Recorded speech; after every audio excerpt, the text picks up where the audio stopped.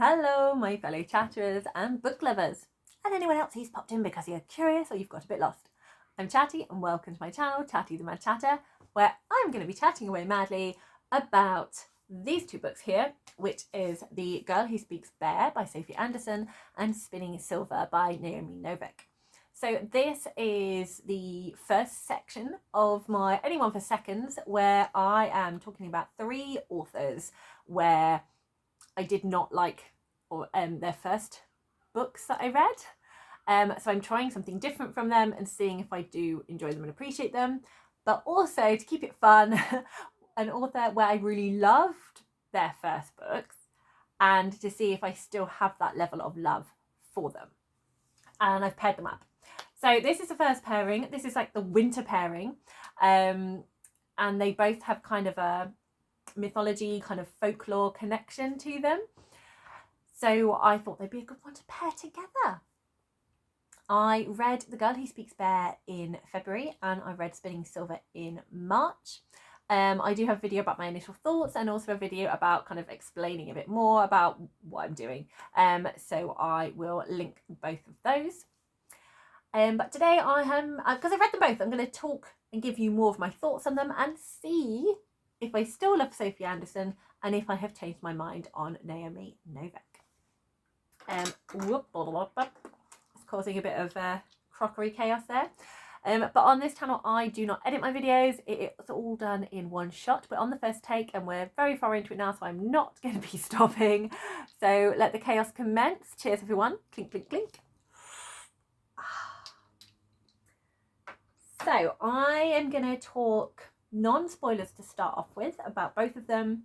Then I'm going to go into a little bit more detail, and then I'm going to summarise as to whether or not I will continue reading from both of these authors.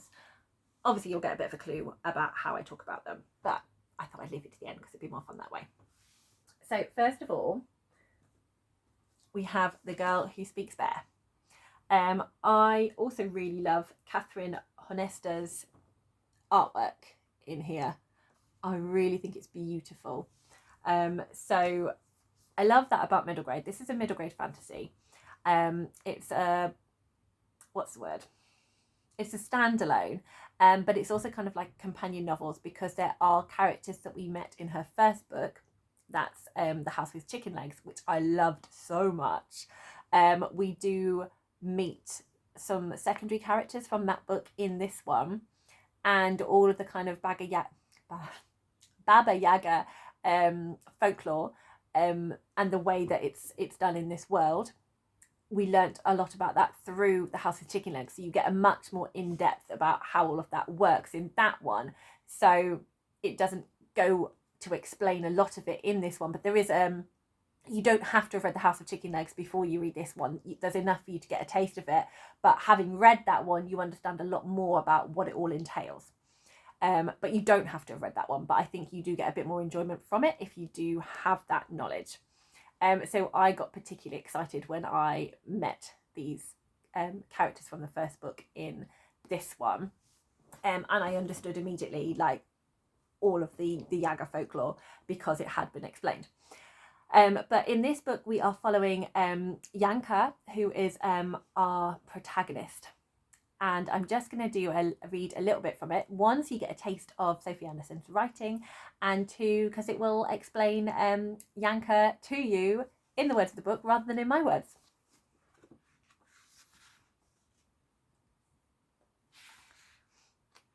And I put a bookmark in, and it's in the wrong place.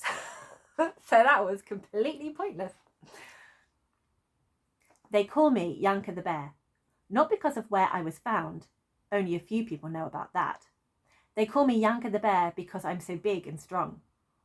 I tower above all the other 12-year-olds, and most of the grown-ups too, and I'm stronger than everyone, even the ice cutters and the wood choppers and the few hunter-gatherers who are brave enough to dip into the snow forest. About 100 people live here in the village on the southern edge of the forest, and right now they're all squashed into the square preparing for the festival tomorrow. Snow sparkles and excitement fizzes in the air. For over 6 months, the village has been trapped by the fierce cold of winter, but tomorrow marks the start of the big melt. The great frozen river will thaw, and the snow forest will lose its blanket of white. I'll be able to wander beneath the newly green trees. I won't wander far. Mamochka worries if I do. But just the thought of standing beneath the swaying willows and chattering pines makes my cheeks tingle with happiness. So there we go. Yanka was found in a bear cave by Mamochka, who took her home and adopted her. And so she's been raised by Mamochka, but is aware that she is adopted. And obviously she is different not only from being adopted, but also from having this physical strength and height. So she's easily marked out as being different. So the book deals really beautifully with how it feels to be seen as different, and how unsettling that can be. How it also feels to not feel that you know all about your heritage, to feel that maybe there are answers out there about your story, and that could be a part of who you are. And I think the book deals really well with exploring those themes, and also looking at and reflecting on what she does have, and did she take it for granted. So I think it's just a beautiful, warm story of your self-worth and family, and I always love those themes. We also have a wonderful view of friendship in this book as well, and about choices that you make, and whether it's a reckless choice or a right choice.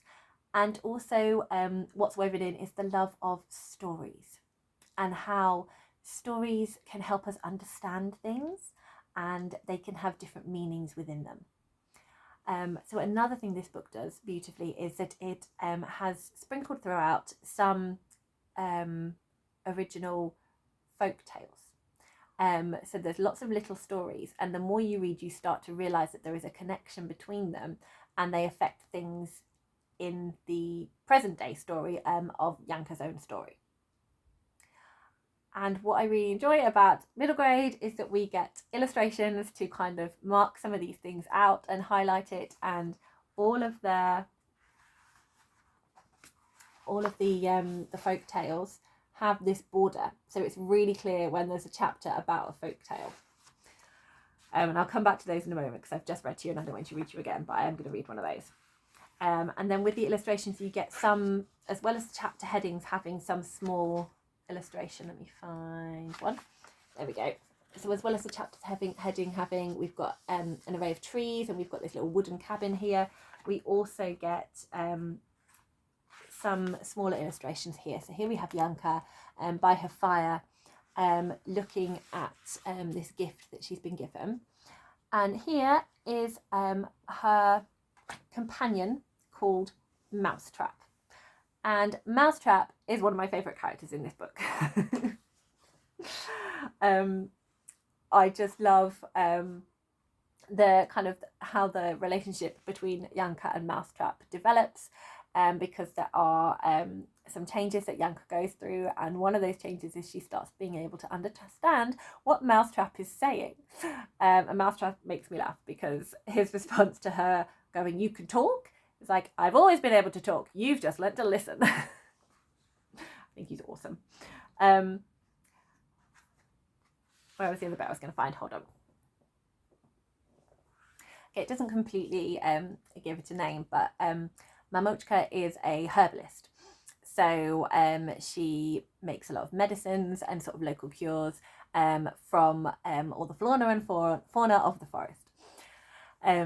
So Yanka lives with her and their house weasel Mousetrap, and they're often visited by Antoli, who is sort of like a wandering, again, I don't know exactly, he sort of like wanders and will find things to trade, and then we'll go back into the forest wandering again, but there's lots of little cabins all over the forest, and he's a storyteller. So there's a really fun kind of difference between these two adults in Yanka's life, with Mamochka being very kind of practical, and this is this and that is that, and Antoli kind of enjoying playing, giving creative license to the world, and telling Yanka all of these wonderful stories. But what's wonderful is, although not all the stories are completely as Anatoly says they are, it's not just a story like Mamochka thinks they are. There is some level of truth sort of within them. And I just really enjoyed that, looking at kind of the truth within the story and what they mean and what stories tell us and the importance of stories. So I just thought that was a really wonderful thing to have running throughout. So I already showed you that we have a small illustration here. So that's really fun when you find those. And then we also get like full page illustrations as well. There's quite a few of those throughout. And so here's a really lovely one. We've got the sky with the moon and the clouds and the sea and two of our characters on a boat. And here we have Mousetrap riding on the back of an owl, having a wonderful time. And the bookmark's fallen out. I'm just going to check if it's relevant. No, it's not. I've done all of those. Okay, so I'm going to read one last bit of the book and then I will talk a little bit more about spoilers after I've spoken a little bit about Spinning Silver. So, as I already mentioned, there are stories told within the book, so there's stories within stories, which I love. So I'm going to read a little bit of one of the folk tales, and it's called The Lime Tree's Curse. Once upon a time, oh no, I'm going to read into it, the introduction into it. Mousetrap curls up and rests his chin on his rump, and I begin the story as Anatoly would with Once Upon a Time. And that's always the lead in to these stories. I really enjoy that. The Lime Tree's Curse. Once upon a time, a woodsman found the soul of the forest. His axe fell from his hands and his eyes opened wide as he gazed at the tree that stood there. It was tall as the sky, wide as the sunrise, and it sang and danced with the wind. From its branches grew birds, from its seeds sprouted streams, and from its leaves lifted lyrical poems. With trembling fingers, the woodsman picked up his axe. One branch, he thought. I'll take one branch of this enchanted tree and carve my son a cot to give him sweet dreams. But when the woodsman lifted his axe, the tree spoke in a voice of rustling leaves. Don't cut me, said the tree, and I'll give you a wish.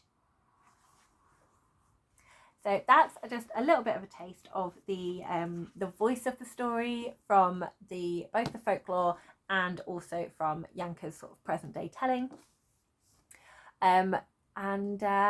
If you still want to read The Girl Who Speaks Bear, the next time I pick it up, I will be going to talk through more spoilers. So if you don't want to hear spoilers, then I recommend that after I've done my non-spoilers for Spinning Silver, you skip to the end where I will be back doing non-spoilers, but I will be talking about whether or not I'm still going to be reading Sophie Anderson and Naomi Novik.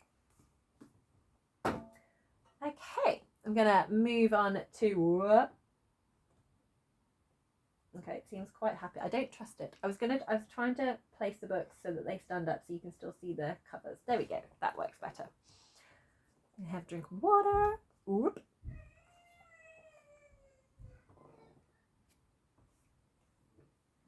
Okay, Spinning Silver.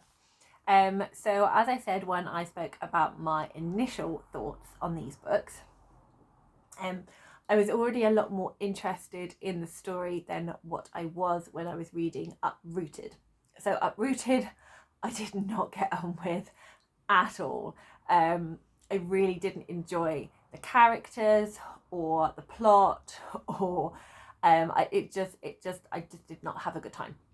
But I did appreciate that. I thought Naomi Novik was probably a very good writer. She's a very lyrical writer. So I understand that not working for some people. But I don't mind that. And I'll do another readings from here so you get a taste as well. So what I was very excited about with this was the retelling of Rumpelstiltskin, because I do enjoy that fairy tale and I really wanted to see what Naomi Novik was going to do with it. And I had some theories.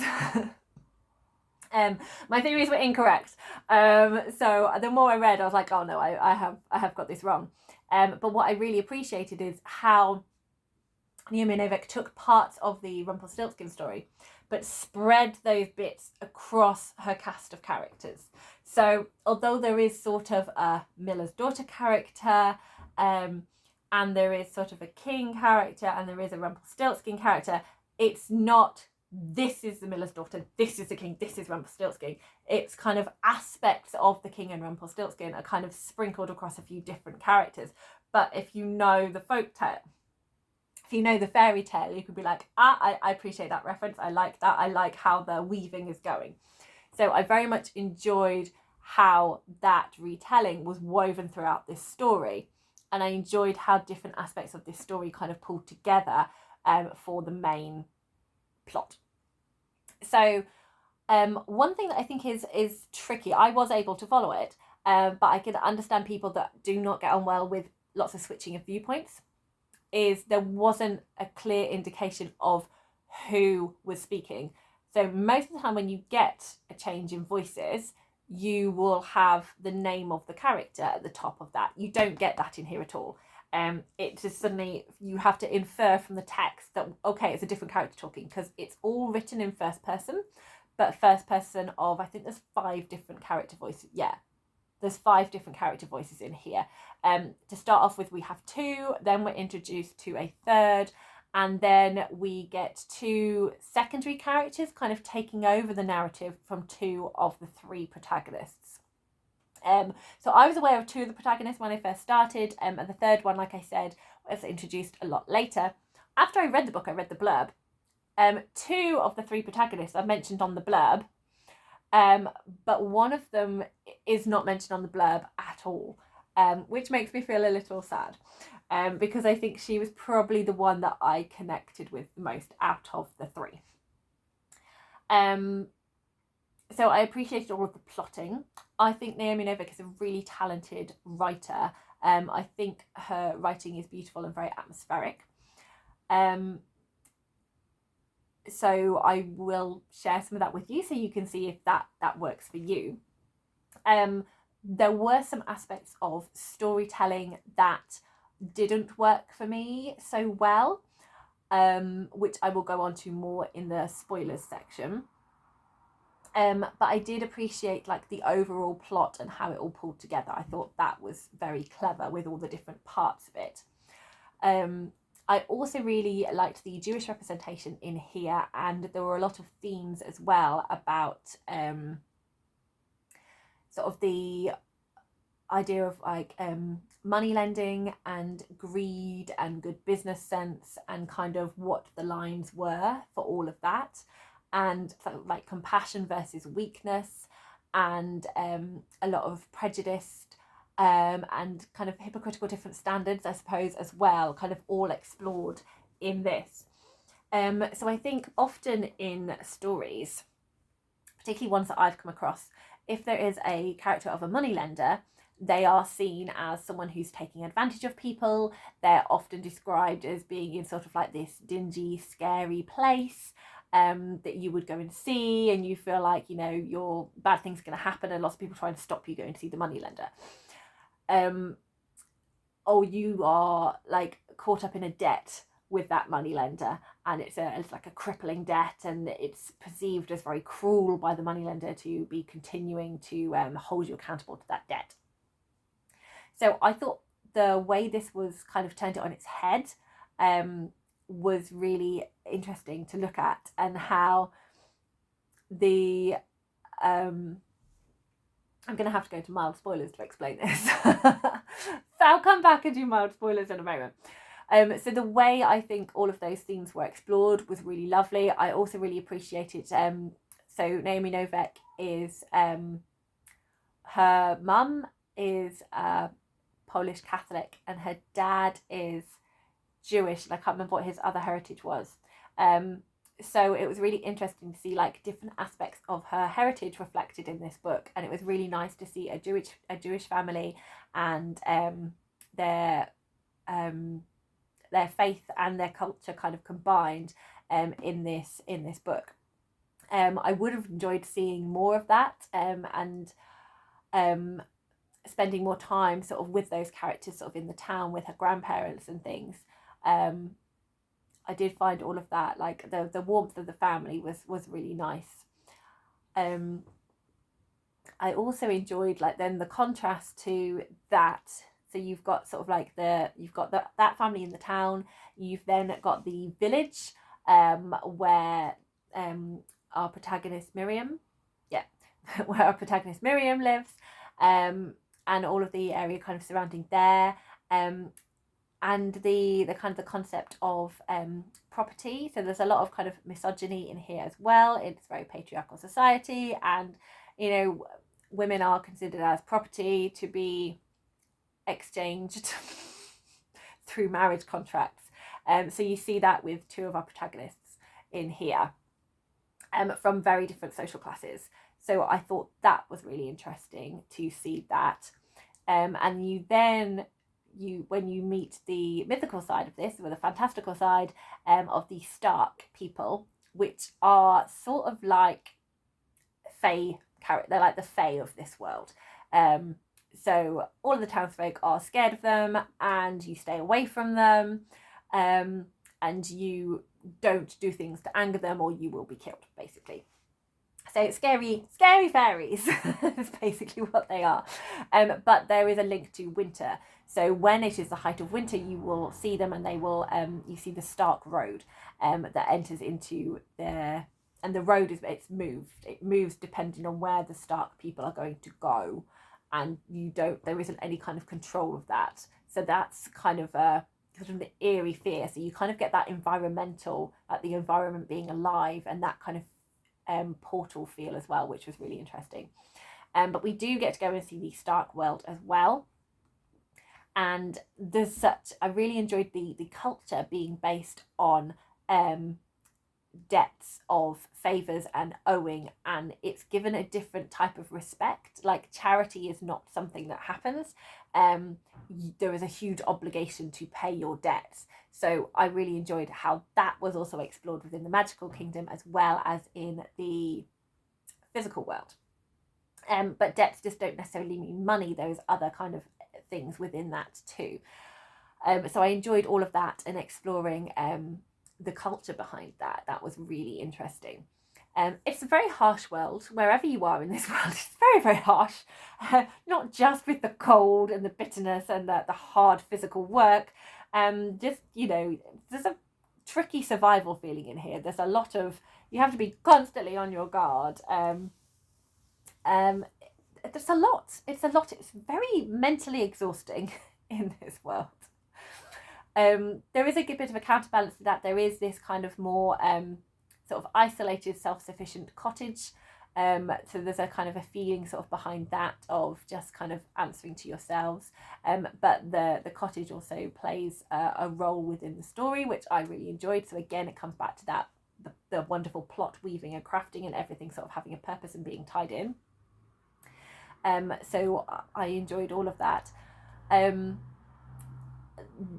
My difficulty was the characters, in a sense that I enjoyed the characters a lot more than the ones in Uprooted. Much more. So out of the three protagonists, the one I felt I resonated with a lot more was Wanda, who is from a poor social class. So she's from a much poorer background, and I really enjoyed her.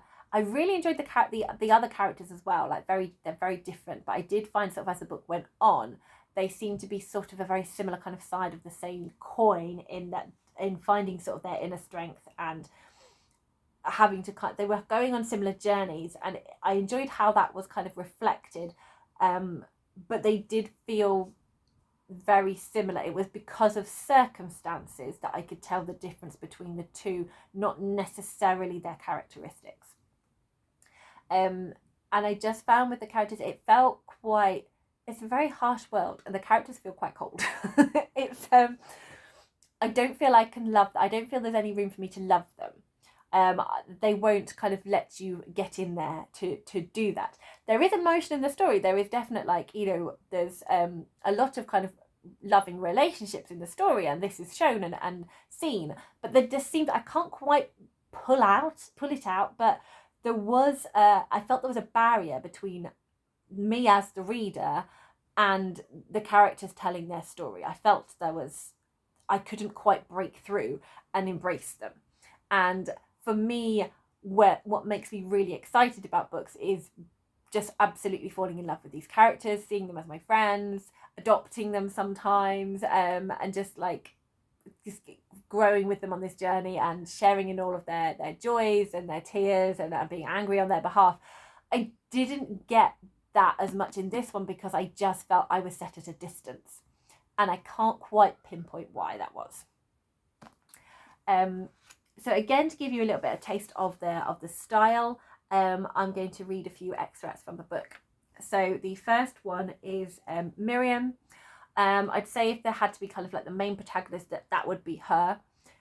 She starts and ends the story, and it tends to be her that we follow throughout most of it, although we do get 2 other protagonists thrown in, all of which are very strong women in different ways and from different social classes.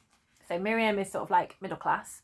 Her parents have a business. She then gets very involved in this business, and so she has a little bit more agency to make decisions than Wanda, who is the working class character.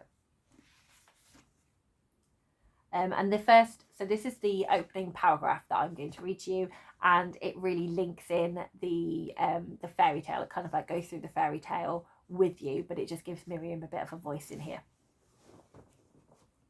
The real story isn't half as pretty as the one you've heard. The real story is the miller's daughter with her long golden hair wants to catch a lord, a prince, a rich man's son. So she goes to the moneylender and borrows for a ring and a necklace and decks herself out for a festival. And she's beautiful enough. So the lord, the prince, the rich man's son notices her and dances with her and tumbles her in a quiet hayloft when the dancing is over. And afterwards he goes home and marries the rich woman his family has picked out for him. Then the miller's despoiled daughter tells everyone that the moneylender is in league with the devil, and the village runs him out, or maybe even stones him, so at least she gets to keep the jewels for a dowry. And the blacksmith marries her before the firstborn child comes along a little early. Because that's what the story's really about. Getting out of paying your debts. That's not how they tell it, but I knew. My father was a moneylender, you see. So I enjoyed that setup with all of the themes and the Rumpelstiltskin straight from the get-go, and you get this voice of Miriam that there's a very kind of cynical side to her, definitely. And you understand why as the more of you keep reading the story. And it's like she's had to develop and grow this kind of firmness, sort of like inner strength as like a self-protection in her that she holds on to. And it serves her well as the story goes on. So that was Miriam. So the second protagonist is Wanda. So she is from the working class background. She lost her mum, died and left the family.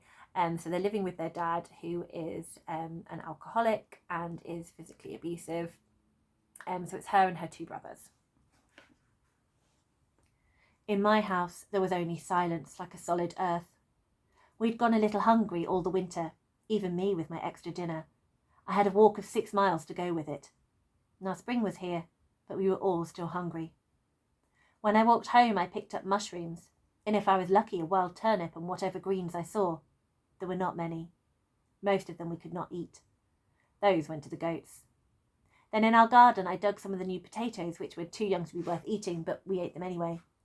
I would cut off the smallest piece with an eye and bury it again. I went inside and stirred up the coals under the pot that I'd put on in the morning with our cabbage. I put the small lumps of potato in with whatever else I'd found. We ate, sitting around the table with our heads bent, never speaking. Nothing grew well. The ground stayed packed hard and cold into April, and the rye grew sluggishly. When at last Dar was able to start planting beans, a week later, snow fell again and killed half the plants. That morning when I woke up, I thought it was still night, but it was stone grey outside, and the snow was coming down so we could not see the neighbour's fence. Dar started cursing and cuffed us out of bed. We all hurried outside to bring in the goats, the 5 baby goats. One of them was already dead. The rest we brought into the house with their mothers. They brayed and chewed our blankets and nearly got into the fire, but they stayed alive. After the snow stopped, we butchered the dead one and salted what little meat there was. I made soup of the bones and we ate the liver and lungs. For one day, we weren't hungry. So that is Wanda, and I feel you do get a very difference between Wanda and Miriam. And I think that gives a really good example of the detail within Naomi Novik's story. So I got on really well with the writing in this one, because I was on board with the plot, so I was able to appreciate it a lot more. And we do go into the Stark Kingdom, and that kind of definitely allows her more lyrical side to just flow. But like I was saying, like, you just get no notice that the voice is changing. The only thing you have is this little symbol here. So you've got this half broken spindle, which links to Rumpelstiltskin, with the miller's daughter being able to spin straw into gold. So with this spindle, it marks we've got a different character then speaking, and you just have to guess. So for this one, we've had Miriam talking, and then so the next one, you know, it's not going to be Miriam, and then you infer that the character is being addressed, and it says Wanda, so you're like, well, it must be Wanda then. To start off with, you know, it's either Miriam or Wanda going back and forth, but when they start introducing new characters into here, then you have a lot more to deal with. And the first time we were introduced to the third protagonist, it took me by surprise, and I got very confused because I can't remember if I think I must have thought it was Miriam being spoken about. And I was like, this does not make any sense. I don't quite get what's happening. Then I realised this was the third protagonist. So I was like, right, okay, let me just go back and read all that again so I can make sense of it. So I'd say that can be quite tricky. But if you do enjoy a folk retelling and you feel you can cope with you've got enough brain power to work out the switching, then I think you will really kind of get on with this if you enjoy a retelling and the plot and how everything is kind of woven together. And I know two people I know really like this. I know Derri from Derri's Read It Before, absolutely loved this book. And I know Talia from Bandana Book Mum also really, really loved this book. So it does come highly recommended. And I know Talia did not get along with Uprooted as well. Unfortunately, she read them the other way around. So must have hated Uprooted even more because she went in with sort of probably quite high expectations of how much she enjoyed Spinning Silver. So I'm going to start going into spoilers now for both of these. So like I said, if you're planning on reading Spinning Silver, then I recommend going and skipping along. I've timestamped this so you can go and skip to my final summary up of, am I going to keep reading Naomi Novik? Am I going to keep reading Sophie Anderson? And I will see you there. Everyone else who is sticking around, I presume you are here for the spoilers.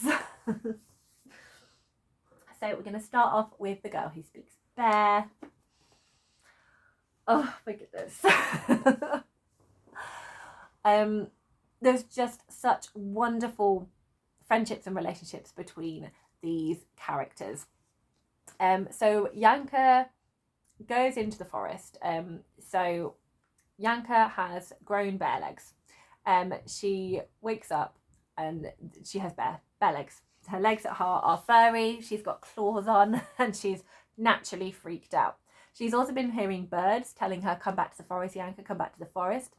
And Atanali's been telling her stories about, a human family that, as a curse, were turned into bears.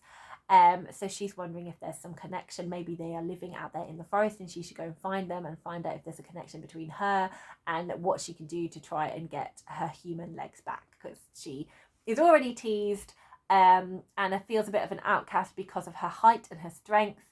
Imagine how that's going to be when she has actual bear legs. And because of her bear legs, she can understand animals and she's got much more of an affinity with the forest. So Mousetrap, she can have conversations with him, which is wonderful. So she goes off with Mousetrap. She knows that that's one of the things I really enjoy in middle grade at the moment, where we want the characters to go off and have a wonderful adventure with our adults, but also we want to be able to get on board with these decisions. And sometimes it's like, the right decision is to tell a grown-up, don't try and do this by yourself. So I love how it's all feasible and believable, but there are reasons why the grown-ups will not help them. So in this case, Yanka's grown up, Mama Choka, wants to take Janka to a hospital because she believes it's some sort of medical problem and she needs a doctor. Janka's like, no, I've got bare legs. I don't think a doctor's gonna help me. I don't want to go to the hospital. I don't want people to see me. I don't want people to hear this. The answer is in the forest. I know this is true. So she knows Mama Choker's not going to help her, and she's going to take her to the doctors. She doesn't want her best friend to. She feels embarrassed, just in case her best friend might not like her with this change, or might think that she shouldn't go into the forest and might side with Mama Choker. So she just goes off by herself.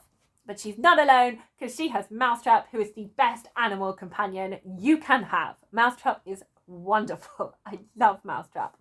And Mousetrap has these amazing ideas. He's like, I'm amazing. I'm an amazing fighter. I'm an amazing dancer. I can do this. I can do that. And Janka's like, okay, sure. And then Mousetrap will be like, see, did you see me do this? Did you see I do this? See, we're a team. You need me. I'm here. And he's just, I love that he's his own cheerleader, but also proves himself. And Janka's like, yes, Mousetrap, I need you. So they go off into the forest, and Janka starts to recall other stories that Anatoly's told her. And one of my favourite parts in here is that they run into Eleanor, who is the daughter of a Baba Yaga that we met in the house in Chicken Legs. So she's like a Yaga in training. And Janka and Eleanor make friends. And they're not freaked out by the weird, because, you know, they live in a house with chicken legs, and Eleanor's just delighted to not talk to people, to just not talk to dead people. So they kind of join this little found family. They also come across a wolf as well. So we've got Janka with bare legs, we've got a wolf, we've got Mousetrap, and we've got Eleanor.